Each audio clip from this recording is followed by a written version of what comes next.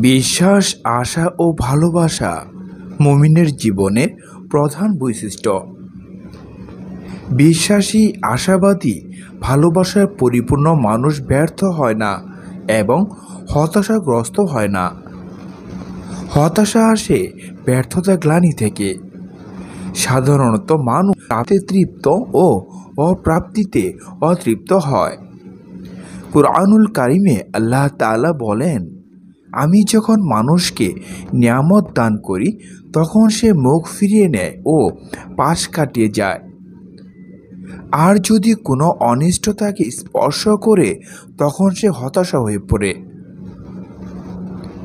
মুমিনের কাছে দুনিয়ার জীবন মহাসফরের একটি মঞ্জিল মাত্র এবং দুনিয়ার জীবন পরকালের শস্যক্ষেত্র।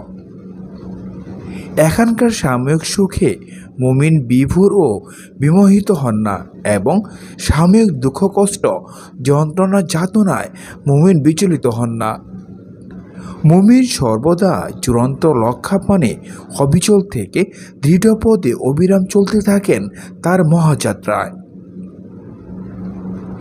মহান আল্লাহ তাআলা কুরআনুল কারিমে বলেন, বলো, হে আমার বান্দাগণ, তোমরা যারা নিজেদের প্রতি অবিচার করেছ, তোমরা আল্লাহর অনুগ্রহ থেকে নিরাশ হও না। নিশ্চয়ই আল্লাহ সকল গুনাহ ক্ষমা করে দেন। নিশ্চয়ই তিনি অতি ক্ষমাশীল, পরম দয়ালু।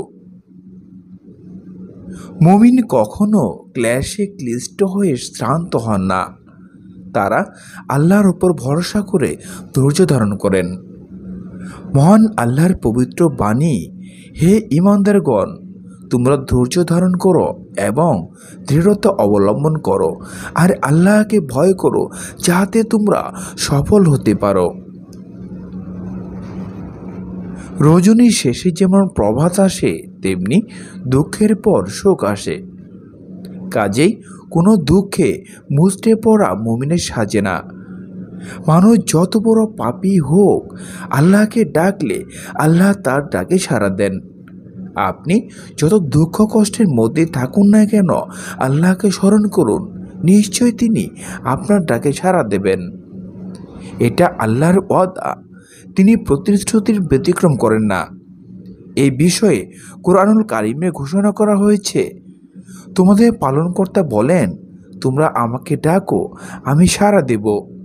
তিনি আরও বলেন, তোমরা হতাশ হও না এবং দুঃখ করো না। যদি তোমরা মুমিন হও তবে তোমরা জয়ী হবেই। সুখ দুঃখ জীবনেরই অংশ। এ জগতের এর কোনোটি স্থায়ী নয়। কোরআনের মহাবাণী, কষ্টের সঙ্গেই তো স্বস্তি আছে। অবশ্যই কষ্টের সঙ্গে স্বস্তি রয়েছে। মুমিন কখনো হতাশা বা নিরাশ হতে পারেন না। আল কুরআনের সতর্কবাণী, তারা ফেরেশতাদের বলল, আমরা আপনাকে সত্য সুসংবাদ দিচ্ছি, আপনি নৈরাজ্যবাদীদের অন্তর্ভুক্ত হবেন না। তিনি ইব্রাহিম আলাইহিস সালাম বললেন, আপন প্রভুর রহমত থেকে কে নিরাশ হতে পারে পথভ্রষ্টরা ব্যতীত?